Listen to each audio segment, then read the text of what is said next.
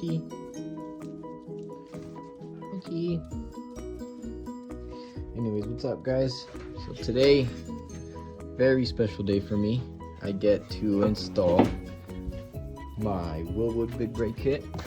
There's one caliper, the bracket, stainless steel lines, my helper, and the rudders are right here. So I mainly pull the trigger on this kit because track day, around the, I want to say end of second, starting of third, I was starting to get brake fade. I don't know if that's the technical term for what I experienced, but pretty much my brake fluid got too hot. So the pedal was like starting to sink in and I wasn't able to brake as much. So I guess that's a pretty lame excuse to get a big brake kit, but I got the big brake kit for more stopping power, and they sent, hey, stop! And they sent RBF 600. So I'm gonna buy some more so that way I could flush the whole system from the rear to the front. So that way I could have higher temp brake fluid, and then hopefully next track day I get to experience a little more stopping power, and I could take the turns a lot harder because now I'm able to, you know, really stomp on the brake and get real feedback from that. So I'm really excited. It's my first time, so now I'm gonna read the instructions first. Hey, Hunky. Read the instructions first, just so I don't mess this up, because this was pretty expensive. And then start getting to install everything. It should be straightforward. I mean, it's just the brake caliper, and it gets rid of this, and then the bracket, and then it comes with an 11-inch rotor. Bracket comes off. It comes with that orange bracket up top. Just straight bolt on. It's meant for this car, so it shouldn't be too much of a hassle. It comes with new steel lines, steel braided lines. So I'm excited, really excited. All right, this side is pretty much done. I kind of wanted to do this side without recording, so I know what to do on the other side. But I have the pads in now with the cotter pin that holds it, the bracket that's supplied, and then the steel braided line that's also supplied. I have that all. I just gotta bleed it, but I gotta do the other side first. But yeah, it's all put together. There's no drag on it or anything like that. And then compared to the old one, looks way better. And then one of my biggest concerns was that my wheel was not gonna fit. It wasn't gonna fit because this sits out a lot further this way, but I already put the wheel on and it clears. Still got a good amount of room, so I'm really happy about that. I don't have to use my 6 ULs with my track tires on it, you know, as a daily. So I'm gonna do the other side and record it just in case if anyone ever does this, which I doubt, but it'd be kind of cool to document it. But yeah, let's go to the other side. So I'm on the other side now, and you could already see the size difference from but what's supposed to go on the Miata, and this is a 4th generation Miata rotor. This one is a 10-inch, the ND is a 11-inch, and so to do that, you got to take off the dust shield, which I just cut over there. You got to take that off because it starts rubbing like back here somewhere, and then yeah, you start putting it back on. I have the old caliper right there just hanging. I don't really care about it anymore since I'm going to be replacing this line with the other one. So yeah, just now put it back together. I just did a rotor, and then I'll show you guys a bracket right now, but the bracket then has a little spacer. It has a spacer right about here, and then the caliper, and then just bolt it on, get it all, you know, lined up and pretty. And then I did the brake line last just so I'm not I don't have the new caliper just hanging there and I don't lose that much fluid for now. So I use that, or I save that for last. But I pretty much just pried off, like I took off these bolts and I like pried it open right here and then just cut it with these scissors, big ass scissors, and then just ripped it off. My buddy told me to take this off and like re-lube it and stuff like that, but I'm lazy. As every other video I say, I'm really lazy to do all that extra work. So I could go the extra mile and like clean it up a little bit. It's all dusty, but whatever, like you don't really see that. It's all like super ugly down here. but whatever, that's for another day. Just gives me another reason to make another video. But now I just gotta put it back together. I'll show you how the bracket goes before I put it all together, just so you guys get an idea of how it goes. And then put it back together, bleed the brakes, add more fluid, and then go for a test drive. So as you guys can see, that's how the bracket goes. It comes with like this little like spacer type stuff that goes to the bracket, where the OEM bracket for that one would go. Since this kit is Miata specific, they're a little bit custom and slightly different than the kit that Wilwood would supply. But as you can see from there, you have that orange bracket that in the video of 949 Racing. I'll probably leave that in the description, but that's supposedly for more airflow and it like cools down the hub on the inside, which is better. But yeah, it has like the little bracket right there, and then that orange one, and it just mounts up just like that, which is, it's nice. I like it. Makes it super easy for the pads, and the bleeders are now on top, one right here, one right there, and then the brake line goes in there to there, and that's pretty much it. It's straightforward, super simple. I like that little Supermiata sticker right there, even though you can't really see it much once everything is put back together. But now I just need to put the brake pads on, the brake line back on, and then get fluid for the brake fluid, fill it up and bleed it, and then yeah, for solid. So on the instructions it says that if the pads don't have like play, you adjust them with some shims they supply. The other side I didn't need any shims because everything was pretty smooth. So I'm hoping this side is going to be the same thing, but you never really know. But yeah, so far so good. It looks, I love this thing, man. It looks great. I gotta clean up the other side because I got it stained a little bit, like somewhere with these dirty hands and stuff. But yeah, so far so good. So this side I already ran into an issue. So it's supposed to have some play. As you can see, I got 0 play on both of these. And then when I turn it, it's like doesn't free spin at all compared to this side, where it's just, oh, hold on, let me put a lug nut on real quick.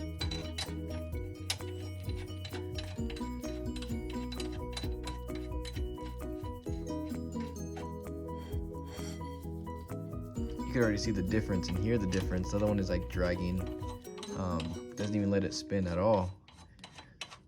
But this one, I can literally just, and it, you know, free spins, and I already put the wheel on and I do the same thing and it spins. So they provide some shims, like I mentioned prior, which are these right here. They have 0.2 mil and 0.1 mil. So now I just gotta mess around and get the light. I either put them right here or in here on both of them. The other one right there.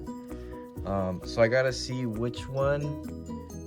I don't know if I'm gonna have to bring it more this way or that way. So I'm just gonna mess around with it. Probably just take both of these out, put a shim somewhere, and see where that takes me. But this one is no bueno. I wish it was like the other side, but yeah, this one doesn't even spin at all. So we'll see how that goes. It's gonna be fun. It's taking a minute.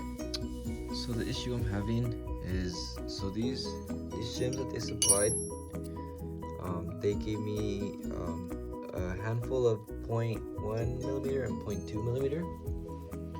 And following this diagram that they gave me, depending on where you put the shims, it moves the caliper outward or inward, which in my case, this pad had play, this pad didn't, so I'd have to move the caliper out. So I did what they told me and put the shims right here and right here. So one went in this gap, the other one went in that gap. You can kind of see the shims right there. So the issue I had with that was when I did, so I started off with 0.1, so 0.1 down here, 0.1 down there, same thing, 0.1 right there, 0.1 down here. It didn't really do much because it's 0.1, so that was no surprise. I did 0.3 to see if that would do anything, and it didn't do much again. So I was like, you know what, let me do like a pretty big change so that way I know which way it's actually moving. So I did 0.6 all around, and so this one had a lot of play and this one didn't. So I took a break to think about it, and because this whole shimming thing and taking off the caliper and all that stuff took me about, I want to say, an hour and a half. It's currently like 10:30 something, and I'm like 4 hours of sleep, so I'm tired, and then whatever, that's not the point. So I ended up doing 0.4 shims, 0.4 millimeter outward. So that gave me, let me see if I remember correctly, that gave me a little bit of play here and not so much play on this one. And then I did 0.5 millimeters because I still had to move it over a little bit to give this one some play. But now that I did 0.5, they both don't have play. So they didn't give me any like 0.05, so that way I could do like 4.5 or 5.5, or you know, whatever the case may be. But even then, I still think that one of them would have more play than the other. So I full sent it at 0.5 because I was pretty dead even. Like I had to push in the same amount of force on both of them, so I figured that was, you know, the sweet spot of the whole shimming and all of that process. So I called up my boy Joey, and he said that to break them in first and then double check to see if it's still dragging. So this is what he meant by drag. So like it you know, actually now that's really hard. Look, so it's a little tough to rotate it, whereas on the other side, you know, I could, you know, give it one good spin and it'll spin for a while. But I just decided to just do it like this, and then take it for a drive tomorrow morning because it's already late and I'm tired. So I just did the brake line really quick. I just need to bleed it from here and here, add more fluid, take it for a drive in the morning, and then if all goes well, these will break in. So pretty much the pad will kind of like wear out a little bit, enough to give it play on both sides. And hopefully that solves the issue. If not, I think I'm just going to contact 949 Miata or Supermiata and see if they can help me, because it's just this side that gave me an issue, and you know, it sucks that it took me an hour and a half to get it all together and all that stuff. But I'm just gonna go through and make sure all these bolts are tight, and make sure the brake lines are good. When I spin it or spin the wheel, it doesn't hit anything, rub on anything, because I don't want that line to rip. But I mean, as far as looks, I think it looks gorgeous. But man, it took me a minute. I'm tired. But tomorrow I'm hoping I could break them in, take some pictures of them, and then if all goes well, then this whatever I decided to do works out. And yeah, I mean, I really hope it works, because I don't want to spend another hour and a half doing shims again. But I guess we'll see. So tomorrow morning is going to be a different section of the video. Hopefully it's the finishing touches of the video, and I don't have to come back and, you know, mess with the shims and any of that. But shims right there and right there, they were the worst to put on. They're not fun, and having to do it for an hour and a half is really testing my patience. But yeah, we'll see how tomorrow goes, tomorrow morning. Hopefully it goes better than I expect, but I'll keep you guys posted. So I finished doing both sides. and I went to go for a drive. As you can tell, how you can see like this little wear. I tried to break them in, and it went good. This side was really nice. It did get a little stiffer, so obviously with the fluid that pushes it together, now it's gonna hold. The only issue that I was having, just like I think the clip previously, this side is still a little like tough to spin. Right now with the weight of the wheel, it makes it look a little bit easier. But right now I'm just going through the process of installing them, just to make sure the bolts are loose, the brake lines aren't leaking. Everything seems to be completely dry and good, so I'm gonna rock with this for about a week, and then I'm gonna check it out again and see if there's anything concerning or abnormal, or any abnormal wear or anything like that. So but for now I'm just gonna check it out. I took some pictures of it earlier, and then soon enough, yeah, I'm in the garage, and then soon I'm gonna do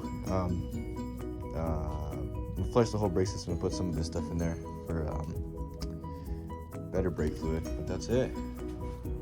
Yeah, so I took this head wheel off, and you can kind of see like it doesn't really free spin all too well. And then the pads are supposed to have some play, but as you can see, these have none. This one has like barely anything. But it is what it is. I also contacted Supermiata or 949 Racing and see if they could help me, if they have any advice for me. But I mean, for now, I'm not really too concerned. I'm probably just gonna, it's not like I could go back, I don't want to do this all over again. This side's pretty much the same.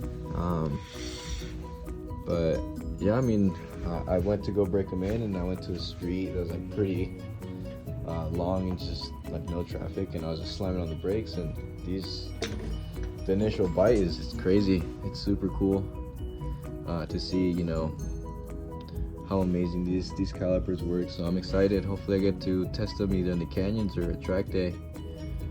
See if we could set something up with the boys. But yeah, thanks for sticking around, guys.